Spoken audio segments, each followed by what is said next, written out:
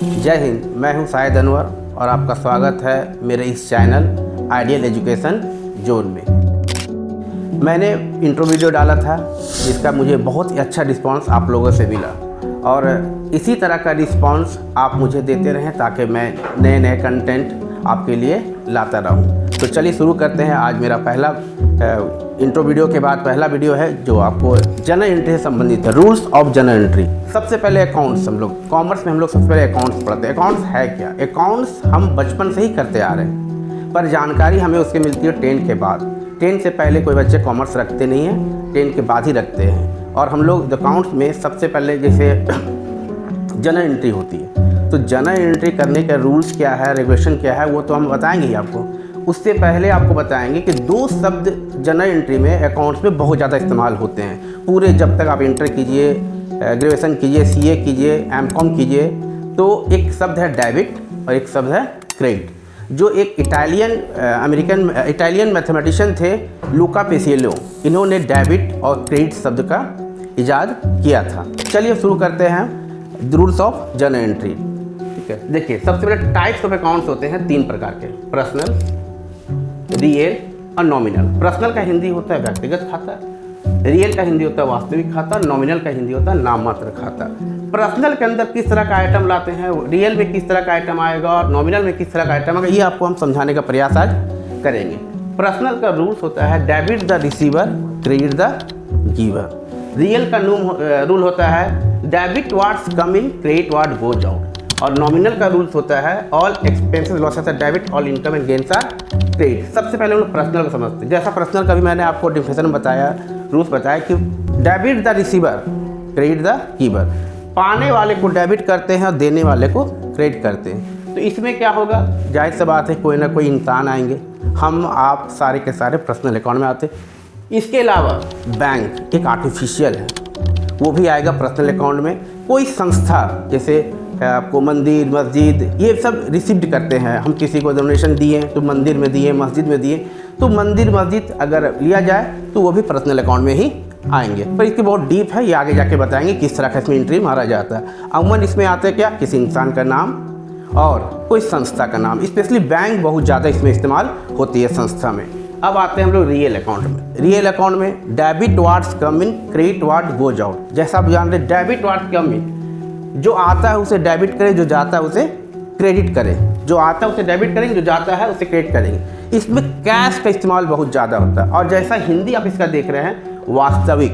वास्तविक का मतलब है जिसे हम छू सकते हैं, टच कर सकते हैं, जैसे cash, machine, building, furniture, etc। और बहुत से ऐसे आइटम इसमें आते हैं। ठीक है, इसीलिए इनको वास्तविक खाता बोलते हैं क्योंकि उसको टच कर सकते हैं हम। नॉमिनल अकाउंट में आते हैं, इसको नाम मात्र खाता हम लोग बोलते हैं। इसमें क्या होता है कि ऐसे वर्ड, ऐसे शब्द जो हमें इनकम बताएं या एक्सपेंसेस बताएं, उन्हें हम नॉमिनल अकाउंट। जैसे आप सैलरी, या तो सैलरी आप किसी कंपनी में काम करते हो, आपको सैलरी मिलता है, आपका इनकम ऑफ सोर्सेस है। या आपके यहाँ कोई काम करता है, आप सैलरी देते हैं तो आपको एक्सपेंस सोर्सेस है। अगर बच्चे जो ट्यूशन पढ़ रहे हैं तो ट्यूशन अगर फीस देते हैं तो उसके लिए एक्सपेंस सोर्सेस है। ट्यूशन शब्द उनके लिए खर्चा का, और हम पढ़ा रहे हैं तो हमारे लिए इनकम ऑफ सोर्सेस है। तो ट्यूशन फीस जो बच्चे पढ़ रहे हैं उसके लिए भी नॉमिनल अकाउंट में है, और जो पढ़ा रहे हैं उनके भी नॉमिनल अकाउंट में है। जो पढ़ा रहे हैं उनके लिए इनकम ऑफ सोर्सेस है, जो पढ़ रहे हैं उनके लिए एक्सपेंसेस ऑफ सोर्सेस है। आप कॉलेज जाते हैं, टेम्पो भाड़ा दिए, टेम्पो भाड़ा क्या है, आपके लिए एक्सपेंसेस ऑफ सोर्सेस है। ठीक है, उस ड्राइवर के लिए इनकम ऑफ सोर्सेस है। दोनों के भी नॉमिनल अकाउंट में आएंगे। तो ऐसे बहुत से आइटम जो हमें खर्च बता दे या इनकम बता दे, वो हमें आएंगे नॉमिनल अकाउंट में। चलिए अब शुरू करते हैं जनरल एंट्री। देखिए जनरल एंट्री का सबसे पहले प्रोफार्मा क्या होता है। प्रोफार्मा होता है उसके जो आपके सामने नज़र आ रहा है बोर्ड पर, ये प्रोफार्मा है। सबसे पहले आपको लिखना है डेट, पर्टिकुलर, एलएफ का फुल फॉर्म होता है लेजर वैल्यू। जब हम जनरल बनाने सीखते हैं तो उसके बाद दूसरे जो चैप्टर में जाएंगे तो लेजर में जाएंगे, तब जनरल के बाद लेजर बनता है, इसका फुल फॉर्म होता है लेजर वैल्यू। उसके बाद एक अमाउंट डेबिट का होता है, एक अमाउंट क्रेडिट होता है। डेबिट का फुल नाम होता है डेबिटम और क्रेडिट का फुल फॉर्म होता है क्रेडिटम। ठीक है, जैसा मैंने पहले ही अपना बताया वीडियो में कि डेबिट और क्रेडिट सब कुछ पे इटली में इटालियन मैथमेटिशियन थे लूका पेसिएलो, उन्होंने ये नाम डेबिट और क्रेडिट का नाम उन्होंने दिया था। तो हम लोग शुरू करते हैं कि जनरल एंट्री कैसे किया जाता है। ठीक है, जैसे पहला एंट्री, एक पहला एंट्री होता है हर एक किताब में, पहला एंट्री कैपिटल से संबंधित होता है, कैश और कैपिटल संबंधित होता है। तो अभी वो एंट्री मैं आपको नहीं बताऊँ क्योंकि पहले कैपिटल जब समझाऊंगा तब वो एंट्री समझाऊँ, उसको छोड़ के मैं दूसरे एंट्री से चालू कर रहा हूँ। जैसे किताब परचेज गुड्स, आपने कोई सामान खरीदा। पहले देखते हैं हम लोग पर्सनल में आ रहा है, रियल में आ रहा है, नॉमिनल में। आपने कोई सामान खरीदा, इसका मतलब आपके पास कोई वस्तु आई और कैश चला गया, एक कंडीशन ये होगा। दूसरा होगा आपने कोई वस्तु खरीदी तो उधार में खरीदी। तो एक आप नियम समझिए कि एसेट्स इंक्रीज और डिक्रीज क्या होता है। जब हम किसी वस्तु को खरीदते हैं तो हमारे पास वस्तु आती है और पैसा जाती है, ठीक है। तो अब क्वेश्चन आपका है कि परचेज गुड्स, आपने कोई सामान खरीदा, क्या सामान खरीदा ये नहीं पता है, तब आप परचेज भी लिख सकते हैं और गुड्स भी लिख सकते हैं। वस्तु आया है और पैसा चला गया। तो रियल का अकाउंट का नियम देखते हैं। रियल में क्या होता है, debit what's come in, credit what goes out. जो आता है डेबिट करें, जो जाता है क्रेडिट करें। इसके अलावा एक एसेट्स, एसेट्स दौलत को बोलते हैं। Assets increase debit, asset decrease credit. दौलत जब बढ़ता है तो डेबिट करेंगे, दौलत जब घटता है तो क्रेडिट करेंगे। तो आप फर्नीचर खरीदने गए हैं, आप कोई वस्तु खरीदने गए तो वो वस्तु आपके पास बढ़ जाएगी, चाहे फर्नीचर खरीदे हो, मशीन खरीदे हो, बिल्डिंग खरीदे हो, जेवर खरीदे हो, ये आपके पास बढ़ जाएगा। और चला क्या जाएगा, कैश आपके पास चला जाएगा। तो जो वस्तु आता है उसे डेबिट करें, जो जाता है उसे क्रेडिट करें। तो एंट्री हमारा हो जाएगा purchase account DR to cash account. ये 5,000 रुपये एक डेबिट में लिखेंगे और एक क्रेडिट में लिखेंगे, नेशन लिखेंगे। एक जनरल एंट्री ये पूरा हो गया परचेज अकाउंट DR टू। इसमें एंट्री पता चलता है कि हमने कोई वस्तु खरीदा, हमारे पास से पैसा चला गया। दूसरा एंट्री पे आते हैं। दूसरा एंट्री है purchase goods from mister Sen, purchase goods from mister Sen for cash. देखिए आप क्या, आप वस्तु खरीदे हैं और किसने खरीदे हैं, मिस्टर सन से।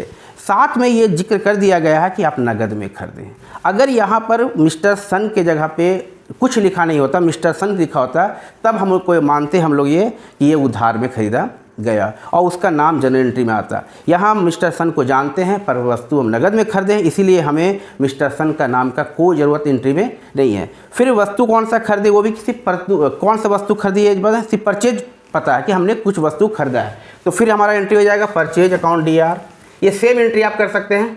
अमाउंट आपका है 10,000 रुपये, ये एक डेबिट में चला गया और एक क्रेडिट में चला गया। अब आते हैं दूसरी, सोल्ड गुड्स, आपने सामान बेचा। सामान बेचा तो क्या होगा, आपने सेल्स किया, आपके पास कैश आया होगा, ठीक है। हम लोग जब भी किसी वस्तु को बेचते हैं तो कैश में ही बेचते हैं। तो रियल का नियम क्या बोलता है कि कोई वस्तु जब बेचते हैं या खरीदते हैं हम लोग तो पैसा आता है या जाता है। तो रियल का नियम क्या होता है, debit what's come in, credit what goes out. तो यहाँ पर हम वस्तु को सेल्स कर रहे हैं तो इसका मतलब हो गया कि हमारे पास कैश आ रहा और वस्तु चला गया। तो हम एंट्री हो जाएगा हमारा cash account DR to sales account. Being amount हो गया आपका 6,000 रुपये। देखिए जैसा आपको बताया हम एंट्री करने का तरीका आपको क्या है, एक तो गोल्डन रूल है जिसे पर्सनल, रियल और नॉमिनल है, और एक आपको हम बताया asset increase debit, asset decrease credit, liability increase credit, liability decrease debit, income increase credit, income decrease debit, expenses increase debit, expenses decrease credit, capital increase credit, capital decrease debit. ये 5 नियम जो है जो गोल्डन रूल के साथ भी entry कर सकते हो। और इन 5 रूल को जो मैंने आपको बोला, जो आपको बोर्ड पे नज़र आएगा लिखा हुआ, ठीक है, उन दोनों एंट्री को मिलाकर के एक आप एंट्री कर सकते हैं, काफ़ी अच्छे से आसानी से समझ सकते हैं। जैसे पहला एंट्री आपको हमने क्या, purchase account DR to cash. इसको अगर हम लिखते हैं रियल अकाउंट के नियम के अनुसार तो रियल का क्या होता है, जो परचेज रियल में क्या होता है, debit what's come in, credit what goes out. जो आता है उसको डेबिट करते, मेरे पास कोई ना कोई वस्तु आया उसको हम डेबिट किया और हमारे से पैसा चला गया। अब आते हैं assets, assets increase debit, asset decrease credit. तो आपने कोई ना कोई वस्तु खरीदा, आपके पास आया, वो दौलत आपके पास आ गई।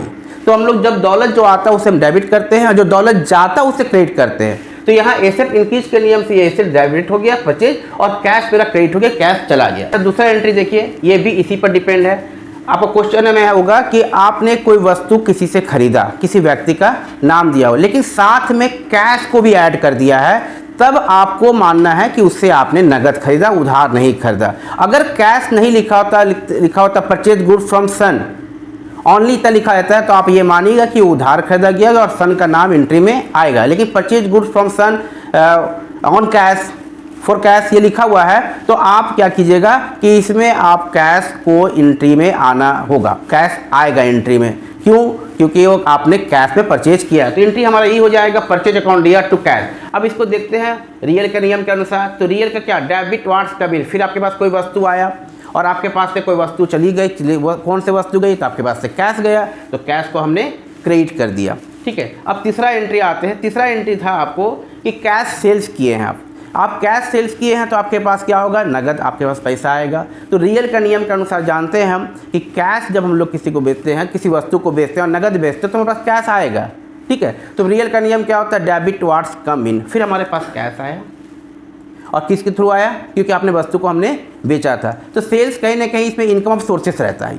ठीक है, ठीक है, जैसा कि मैंने कोशिश की आपको एंट्री को थोड़ा आसान भाषाओं में समझाने का। ठीक है, और आगे मैं और वीडियो लाऊंगा और जनरल एंट्री आपको बताऊंगा धीरे धीरे किस तरह से आपको जनरल एंट्री का नियम करना है, बताना नियम जनरल एंट्री आपको करना है। पर्सनल रूल, रियल और नॉमिनल के हिसाब से। एक मैंने आपको assets increase, assets decrease, liability increase, liability decrease, इस तरह का एक नियम बताया। इसके हिसाब से कैसे करना, इसके लिए मैं और क्वेश्चन लाऊंगा और आपको किसी नेक्स्ट वीडियो में आपको समझाने का ये कोशिश करूँगा। ठीक है, अब आप मेरे चैनल को सब्सक्राइब करें और जैसा मैंने शुरू में बोला था कि आपको जब मैं इंट्रो वीडियो मैंने डाला उसका बहुत प्यार मुझे आपको मिला। आप इसी तरह से मेरे प्यार देते रहें ताकि मैं आगे भी वीडियो बनाता रहूं। जय हिंद।